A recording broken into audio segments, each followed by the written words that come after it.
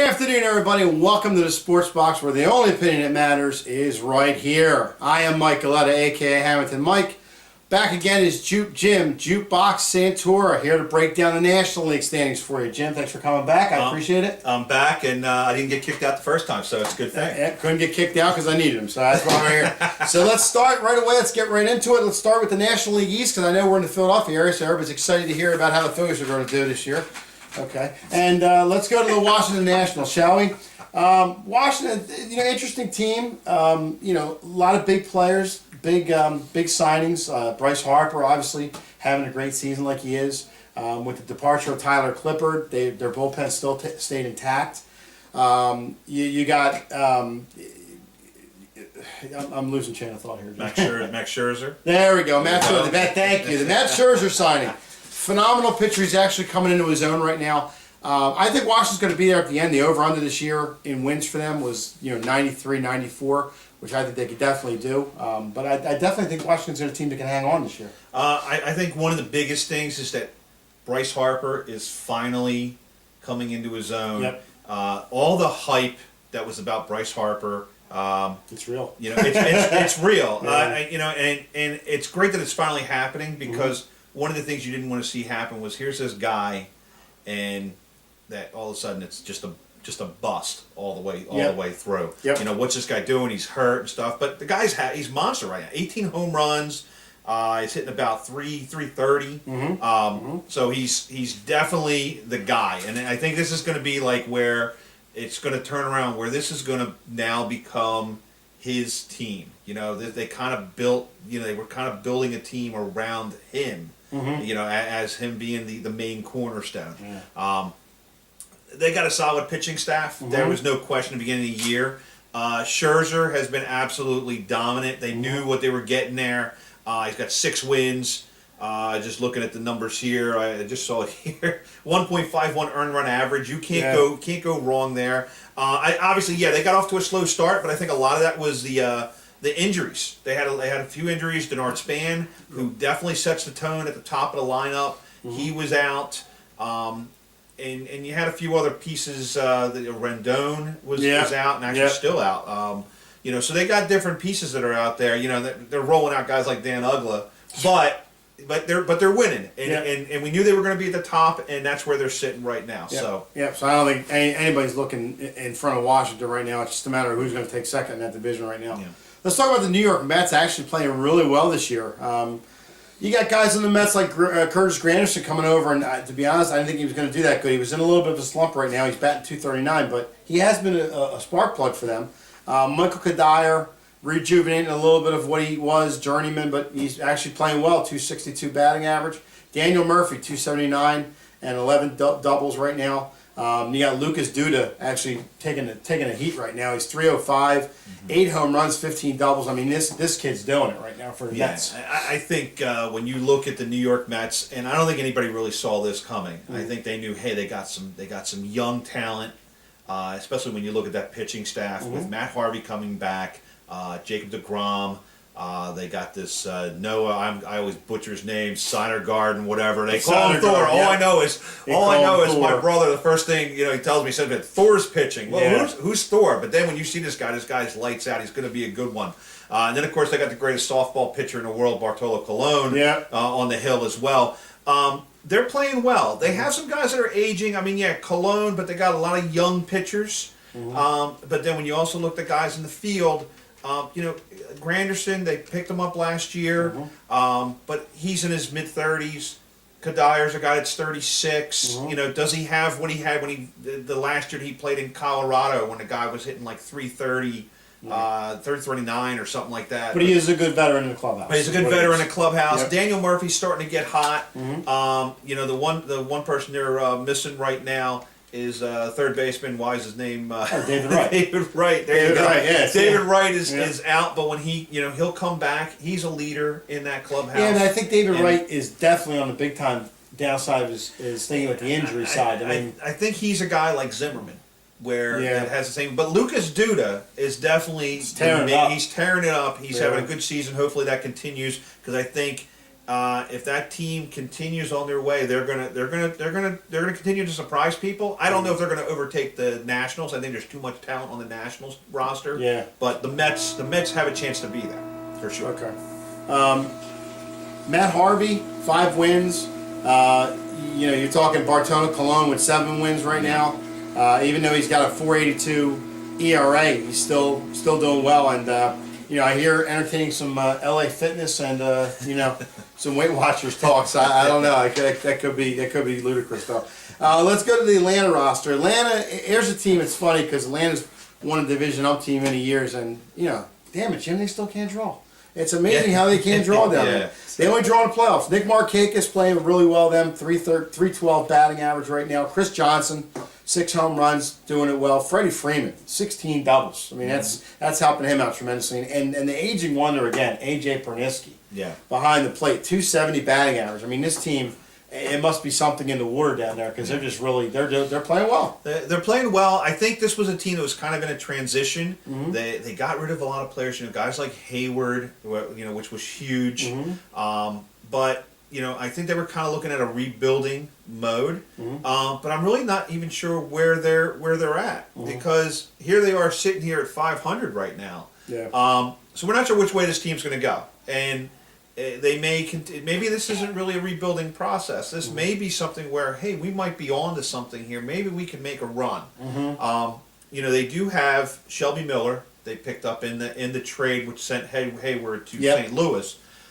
Shelby Miller is got a 150 earned run average. He's doing well. I think Alex Wood, who was a guy that kind of came out of last year and kind of broke out for the Braves last year. Struggling a little bit right now. Pitching a little bit better last couple outings, or at least the last outing was in not too bad. If he starts breaking out, then they might make some noise. I think they're going to be all right. We're just going to have to wait and see which team we're looking at. Their team at the All-Star break, we'll see where they're at. Yeah, you'll definitely have a definition of them. And the pitching staff is definitely something different from a normal Atlanta Braves team. You have Shelby Miller with 5 wins right now. Jason Gorilla coming over from Pittsburgh, 14 saves. But Trevor Cahill, big disappointment right now, 7.66 ERA. So hopefully they can get everything turned around. And they have Julio Teheran, who's basically their ace. He's a young pitcher, but he's got a lot of upside. And no, Grilly actually was on the Angels last year. They traded him. Oh, you're right. He was. Sorry about that. Pittsburgh to Angels. Sorry about that. Yeah. That's why Jim's here, folks. That's why he's here. Always got my back. Let's talk about the Philadelphia Phillies. For all you Phillies fans out there trying to live the 2008 rejuvenation of the World Series, ain't happening anytime soon, folks. This team needs a rebuild, and they need it fast. This team is struggling in the worst way. They're kind of almost full of aging veterans that, from a standpoint of 2008 season, were great, but they needed to be moved, and it's unfortunate now. They're going to have a hard time moving some of these guys. You got Ben Revere, leading the team with batting average of 269. He's got 4 triples. Chase Utley, workhorse in the past, batting 188. Ryan Howard has gotten in a little bit of a groove. He has 10 home runs. But this team, Jim, is filled with guys that they're just trying to plug in and hope they fit. Yeah, it's really unfortunate, but what it really comes down to with the Phillies is they hung on the guys too long. Yep. And they were still trying to work this magic like it was the World Series years. Get every last ounce out of them, and it's just done. And it's really not. And guys that they've brought in, you have obviously Franco coming in. He's one of the young guys. Galvis finally getting a chance to play every day at shortstop. Moving Cody Ashley to left field. They're going to try that, and they're going to try that. Ruff's getting a chance to get a little more playing time. Again. This Odubel Herrera. Yeah. They found him. He seems to be a pretty good fit. So you got other guys that are out there, but they're really not the plan. Jeff Francoeur is not the future Grady of this team. Grady Sizemore is not the future. No. Aaron Harang on the hill, even though he's pitching very well for the Phillies, is not the future of this team. So I think they're just kind of playing it. Obviously, everybody wants the Phillies. The fans want the Phillies to trade everybody now, but I don't think you're going to see teams are going to get desperate for help, and there's players that are going to be there. Utley will be there. Howard will be there. Even a Harang who's pitching well, he'll be there. Papelbon, who's pitching well out of the pen. I think those are the guys that you'll see that the teams will bite. Mm-hmm. It's just a matter of how much the Phillies are willing to give up or not give up, how much they're looking to get in return. Right. And that's going to be the thing, because if Ruben Amaro goes in and says, he wants a boatload for guys, he's not going to get them, and teams are going to bounce, and they're going to go someplace else and get something else for the right price. At this point, with this team loaded with salary like they are, I mean, you got Howard playing a little bit better. Hamels, your best pitcher with 5 wins. You got Papelbon with 11 saves. I know it's hard to fathom Philly, but you got to start trading some of these guys like Hamels and get rid of them. They're not going to be here when they start winning again. You got to try to move Howard, especially with that big money contract. It's going to be a pain, but I don't know if you can even do it. And then we're going to talk about the Miami Marlins. Here's a team that, again, another team in the past that was a good team and had greatness with the World Series, but broke the whole team down and haven't been there since. I mean, it's a shame Giancarlo Stanton, after that brutal hit last year in the jaw, he broke everything in his jaw. He comes back this year, he's got 13 home runs, getting a little bit of a groove again. Even Ichiro Suzuki, I thought he was done. He's batting .288 in that lineup, actually playing well. Martin Prado, D. Gordon though. Gordon's definitely a story. 376, 10 doubles. I mean, here's a kid coming from a baseball baseball family. He's got the pedigree. He's got the pedigree, and he's just tearing it up. I mean, he's just killing it. Yeah, I mean, there was a lot of people that said D. Gordon last year had an all-star season with the Dodgers, and he didn't do it twice. And there were a lot of people that were saying that D. Gordon is not going to be able to duplicate what he did last year. They didn't think he was even like 280 hitter. Right. But he comes right out of the gate, and for he's a while doing better. For a while there, he was hitting 430, and then he's hitting 376, like you said. You mentioned the you had one of the other numbers there stat wise, but the other thing he's leading the league with 19 stolen bases. Yep. The guy's getting on base, and he's getting on base a lot, and it's unfortunate because usually when you see a guy like that, the rest of that lineup should be feasting on this guy's getting on base, and he's almost guaranteed to get on second base for you because he's got that speed. Right. But this team is, for whatever reason, underachieving so bad that it really, and it doesn't make any better that the GM Dan Jennings decided, that he's going to come in and he's going to manage the team, which is unheard of in baseball. And I don't think it's. I think these guys. I think this team, unfortunately, for all the talent that is in Miami, even their pitching staff, they got some decent pitchers. They got some young arms. Of course, Fernandez is still on the shelf right now. Hopefully, he'll come back this year. But I think this team right now is in shutdown mode. Except for a couple of guys. Stanton's always going to be a guy that's going to produce. He's got the home runs. Gordon's hitting out of his mind. But I think for the most part, this team is pretty much shutting down.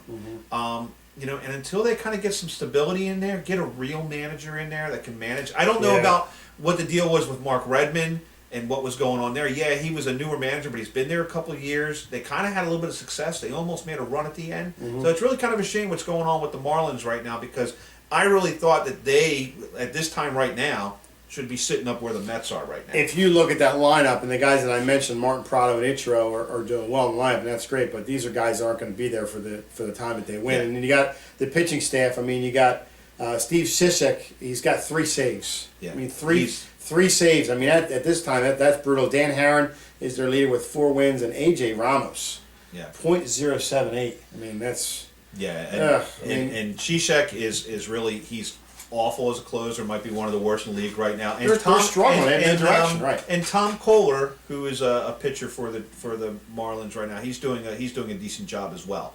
So they got some pieces. Yeah, it's just, again, they're going to be a team. They're really digging a hole for themselves. I don't know. I mean, we're only talking the end of May right now, but really, if they don't turn it around in June, I think they're done. Yeah, definitely. Now let's talk about St. Louis Cardinals. You're talking about a team that's, I think they're solid from top to bottom. There's a team that can legitimately make a run every single year that they're out there. I mean, Michael Wacha, he's having a hell of a year this year, and you got Trevor Rosenthal, another up and coming young player that's playing really well. I just think St. Louis from top to bottom is set. And now with the Hayward trade, I mean, there's more stability there. Hayward has never really been, aside from his rookie year, he's never really been the greatest with the bat. I mean, he can do some things. But he's excellent playing defense. Yep. And so he does really well there. I think they're going to be hurt a little bit because they lose Matt Adams. He's out for the year now. But so who comes in and plays first base? They got Mark Reynolds, which, okay, Mark Reynolds is a nice piece.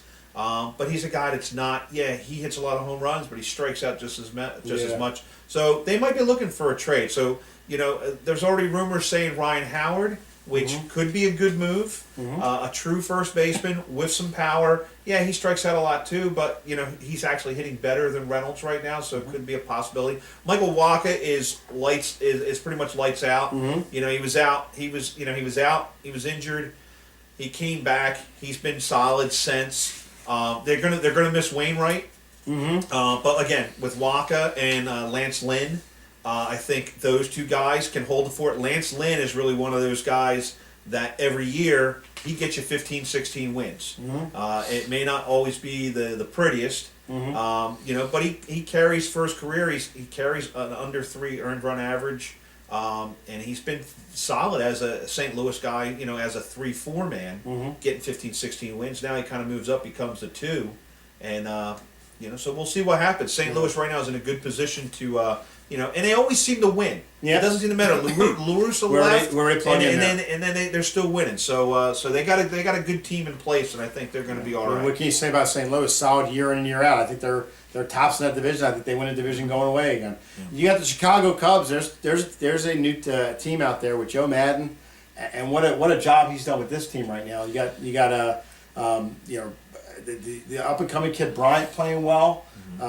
It's just a young team that's really producing right now. Not a lot of veterans on that team, but they're really coming together and playing good as a team. I think what happens with Chicago, and it's fun to watch this team. Yeah. When you see all these guys, it's like, look at all these young guys that are out there. Future. You mentioned Bryant. There's Soler playing right field. Yeah.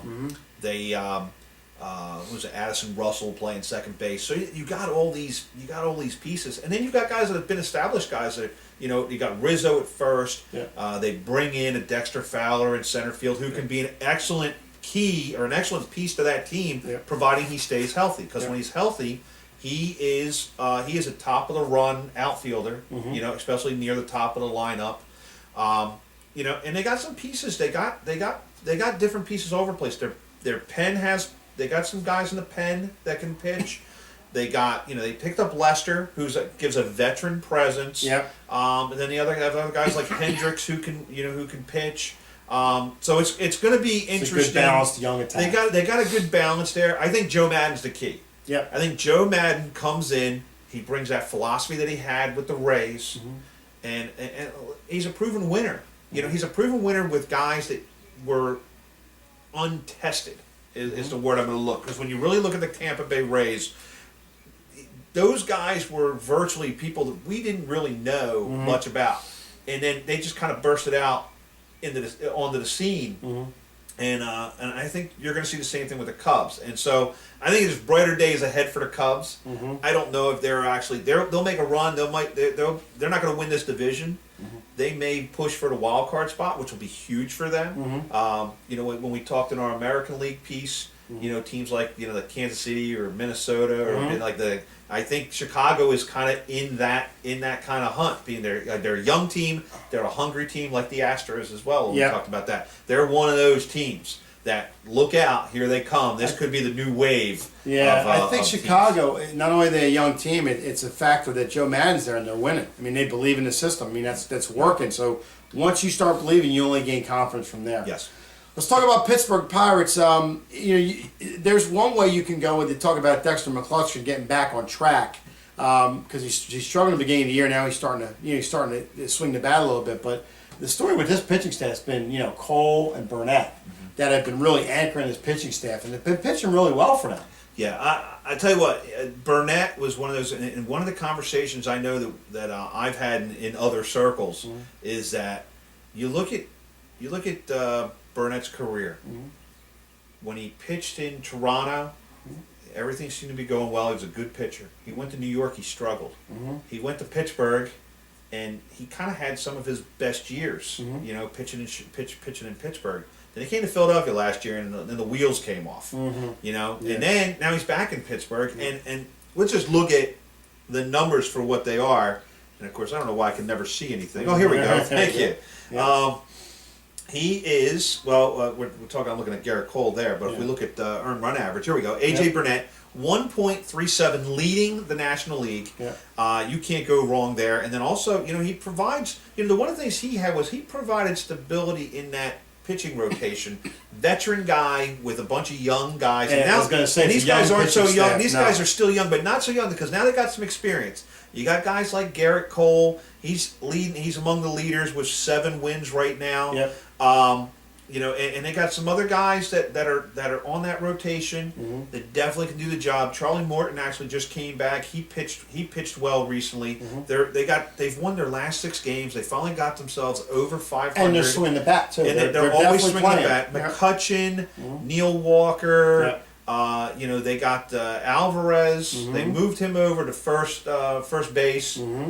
He's doing well. The one guy I like is this Kang that they picked up from I think he was from South Korea or wherever he came from. This was a great pickup. And originally he didn't really have a spot because you had Josh Harrison that was going to be a third baseman. You had Jordy Mercer at shortstop. But Kang's kind of playing both of those spots. Harrison's kind of back to his platoon role. One day he's at third, the next day he's in the outfield, and so he's still doing that stuff. But these guys have gotten into a mold of winning. There's still a team that if they can really figure it out, they can make a run for St. Louis. I really think they can. And I don't think that window is closing anytime soon because they got a lot of good players, and we could keep mentioning guys. They got Marte in left, they got Polanco in right field. So, I mean, this team, and then they got Cervelli from the Yankees catching, so they didn't really lose much. They lost Russell Martin, and they gained Cervelli. Cervelli was another. So really, they haven't really skipped a beat here. Yeah, they struggled at the beginning, but now they're right up there in the hunt. Yeah, I definitely think Pittsburgh is a good rounded team, and they 2 guys that are anchored at pitching rotation, and it's going to do really well for them. Let's talk about the 2 teams in the division that I think are on the way back down is Cincinnati and Milwaukee. Cincinnati, although Todd Frazier, hometown boy from Toms River, by the way, is actually having a really good year with 14 home runs. That's really all you can really talk about with Cincinnati is Todd Frazier. Everybody else in that team is I wouldn't say aging veterans, but they're not young and they're not gelling with the team and they're struggling. Even the pitching struggling right now. I mean, when you really look at it, they really didn't put in a lot of pieces to make themselves better. Right. And I think that was the big thing. I mean, they had a hole in left field, and their solution is Marlon Byrd. Right. I like Marlon Byrd. I think Marlon Byrd the last couple of years has really become a pretty good ball player, but he's an aging player. He's struggling this year, even though I think he's got 10 homers. Right. But he's struggling. They really didn't improve the pitching staff. A lot. I mean, you got Johnny Cueto, and then you got a bunch of other guys that are out there. Just the fill-in lineup. And Cueto, they're already talking trade rumors for him as well. So I don't see them really doing much this year. So there's not much to talk about. I mean, then you talk about Milwaukee. Okay, Ryan Braun. All right, and then what else are you going to talk about? There's really, Giovanni Gallardo has left. They really don't have a lot of pieces there to rebuild this team. I mean, they took some chances. They didn't work out, and it's almost like, I don't want to say they're dumping, but they really don't have a really good lineup out there. And they've lost their last 5, and they're really struggling now, even with Braun playing well. I think they've really gotten to a point. I think they're a team like we did our American League piece, and it's kind of like Cleveland. Milwaukee had a window, and that window is now gone. That window slammed shut. I mean, it's slammed shut. And they really got off to a really bad start. Like I said, you got the bright spot. Braun looks like he's kind of back. Last year, a down year. But their pitching staff has really not been good this year. And I really don't see them really climbing out of this hole that they're in. Yeah, they just like I said, and they're a team that they're 8-18 at home, and they're 8-14 on the road. That is not the sign of success. At least you can get some home cooking, but you can't even get that. I mean, I see them really kind of trending downward.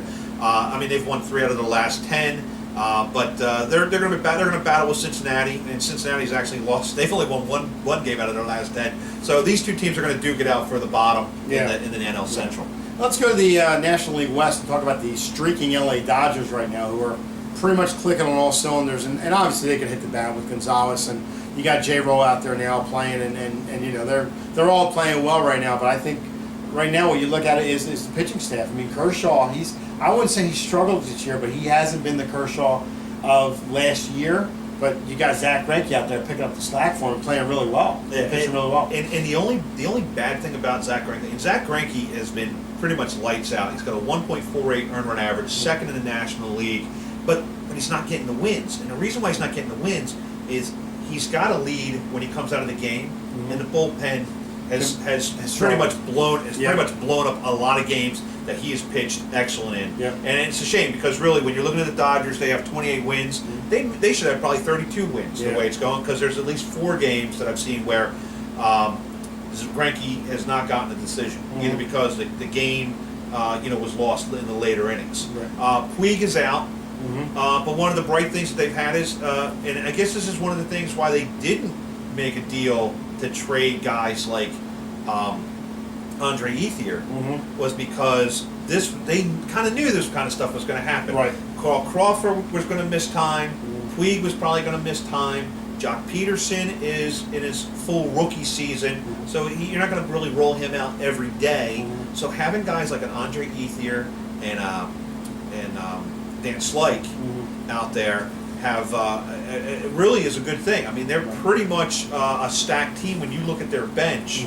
And then even when you got guys like Justin Turner that can pretty much play every position in the infield, that's always a plus. Kershaw's going to come back and he's going to pitch well. Yep, and he's going to struggle in the playoffs. He's going to struggle in the playoffs. But I mean, he's struggling right now. Kershaw's been so dominant for the last 5 years that you can't expect that all the time. And maybe teams are starting to figure him out a little bit. But I think I don't think he's going to be a guy that's going to be carrying like a 4 or 5 ERA through the whole year. I don't think he's going to be in the ones like he's been the last couple of years. But he's going to make his way back, and the Dodgers are going to be dominant. Definitely be there in the end. And you got San Francisco. Looking at the old San Francisco team where. You got Kane, and you got a bunch of these guys that that have been there for a long time, but Bumgarner has just come into his own and been a monster for San Francisco, and that's a team that, is even Castilla has been playing well, batting. I mean, they're a good team. I wouldn't say they're like a St. Louis, but they're definitely a balanced team. Their pitching needs to get on track a little bit, but anchored by Bumgarner, I mean, it's really easy to fall right in line with them. I think with San Francisco, what you have is they are probably one of the most balanced teams, where they might not have the greatest players at every position, right? But they have players that are in that top tier, or somewhere just in that area where you don't always have to have the best player, but if you got guys that can play well together, then you're gonna run with all the big dogs that are in the race. You got Joe Panik at second base, and that guy is going to be a solid second baseman for years to come. Brandon Crawford this year is coming into his own at shortstop. They lost Sandoval, but I don't think Sandoval was really, Sandoval was a guy, he was a good ball player, but some teams, it's just some of their parts. Some teams can win because of certain players that are true stars that can take the team and they can escalate them to another level. But this is a team where every guy they have, Bumgarner pitching is kind of key. Bumgarner's kind of that main guy now. Lincecum's still hanging around and got off to a good start. Then he kind of got robbed a little bit. But Casilla, you mentioned him, 14 saves right now, amongst the top in the National League. And Hunter Pence just came back. And I think when he came back, I mean, he was lighting it up when he first came back. And what, they get written off a little bit at the beginning of the year all the time, but they always manage to be there in the end. And Buster Posey is one of the best catchers in the game. He definitely can hit the ball. They're gonna give the Dodgers some fits this year. If the Dodgers don't run away with it, then the Giants look really scary in the West. And the Dodgers should run away with it, though. Yeah. You got the San Diego Padres next, where they went out this year and got, I wouldn't say risky, but they picked up James Shields and picked up Justin Upton. And actually, Upton's having a great year. He's got 12 home runs right now, really hitting the cover off the ball. And there's a team, San Diego, that came out of nowhere. Nobody thought San Diego would be in third place. I mean, it doesn't seem like much, but for San Diego Padres to crawl out of the cellar like they did, Yeah. that's pretty good for the Padres. I think they made, you know, obviously they had new ownership, and obviously they wanted to make a spark. And you know, when you grab a James Shields and a Matt Kemp and a Will Myers and you know Uptons and you know you just keep rolling guys in. It's great. It's nice to see San Diego. I mean, they're not really playing the greatest ball, but they're sitting in third place. One of the things that I always look at when you look at baseball teams and see where they're sitting at here. Sometimes you get these teams, you load them up. Let's get all these guys. Sometimes it takes a year to gel with that team. We might not see San Diego make a whole lot of big shakeups But it's here. improvement. But it's improvement. Yep. And I think when you see this team next year, after they've played for a full year, they can start making the moves. Because I think sometimes it's too many moves and there's too many guys, and so guys haven't played together. And maybe after the All-Star break, we might see something. But if they play close enough, if they stay with the Dodgers in San Francisco, they could be in that hunt as well. But I really think that maybe San Diego kind of stays in that third place spot, and then we'll see them next year. Alongside with Shields, they still got guys like Ian Kennedy that can still do the job. Tyson Ross is a young pitcher that I think is going to have a big future with San Diego moving forward. Then you got the Arizona Diamondbacks, where Goldschmidt just keeps doing it year after year after year, but that's basically it for the Diamondbacks. They don't do anything. I mean, to be honest with you, they don't really even seem to care, because they make no moves in the off season. If anything, they get rid of guys. They bring guys in for a little bit of time to get rid of salary and get rid of them. So, to be honest with you, I don't know the plan of the Diamondbacks. I really don't. I think what you're seeing with the Diamondbacks right now is they do have a little bit of a youth movement. They have to do something. There. Yeah, they can't go in a way the veteran way. They got to go youth. I mean, you have Goldschmidt. Goldschmidt hit 329.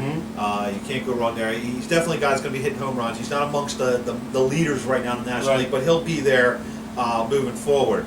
He's got 38 RBIs. That puts him third in the National League right now. So he's the star. He's definitely the main guy.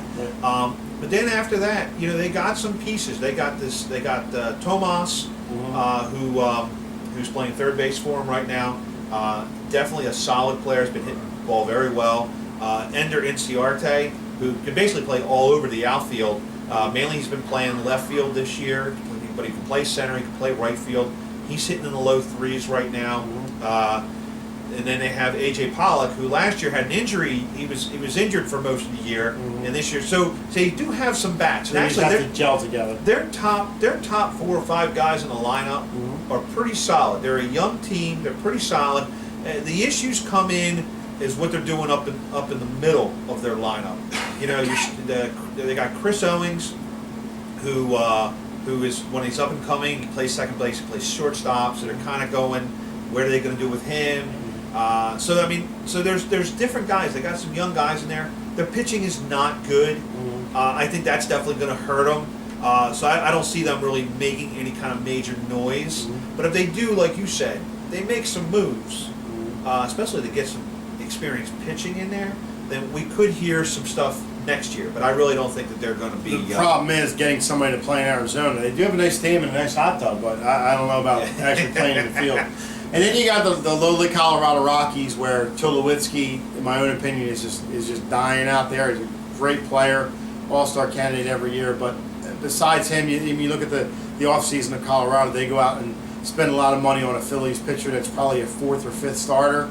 I mean, again, Colorado is another team that, and I think in the next couple of years, Tulowitzki will be going either traded or he'll just demand to get moved, because there's no way out there. I think with Colorado, what you have, I mean, and really the bright spots, you got DJ LeMahieu is hitting 338 this year. He's absolutely solid. But really, after that, I mean, yeah, Tulowitzki is always going to be a guy that's going to be a solid guy.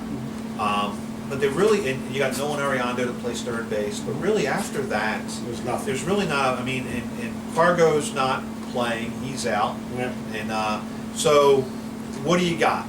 Well, exactly what you said. They got Kyle Kendricks, Yeah. and a bunch of other guys that really are not very good pitchers. Nope. They didn't make the moves. They play in a ballpark where you can hit the ball a mile. Yeah, So, I mean they really don't. They really don't have the pieces, and really they're really not much different than the Cincinnati Reds. No. And where the Cincinnati Reds, they have holes, which fill these holes, but they really didn't make any moves. I mean, if they brought in pieces, they just brought in little pieces. Well, I can use this guy, and you don't know whether it's because they just, whether they got people locked in on certain things, or they want to try, we got these young guys and stuff like that, and try to make these moves. Really not really sure. And maybe that's what Tulo's frustrations are now, and where he's saying, you know what, I think I'd be better suited someplace else. Yeah. So, teams that would be looking for a shortstop that can definitely, mash the ball. And get something for him. And get something for him, yeah. I think that'll be key. I think Colorado's dead in the cellar. They're not going to move there. Well, we're out of time here at the Sports Box. I want to thank Jukebox Jim for stopping by, breaking down the National League teams for us. Jim, thanks. We'll get you back here again, talk some more sports. Definitely look forward to it. Maybe we'll do some All-Star break, and we'll see if anything's changed. Sounds like a plan. There's always a great kind of mix-up on the sports truck. You got to keep it nice for you. And remember, comment in, subscribe to the show. Let me know how you think. Let me know if you like it, you don't like it, you like Jim, you like me, you like whoever, whatever it is. Write in, because the only thing, the Sports Box, remember, the only opinion that matters, well, it's right here. Jim, thanks for coming in. Thanks for watching. Hey, check out me and Steve the Chief Pyfrin. Coming soon in studio. Should be a blast. Take care.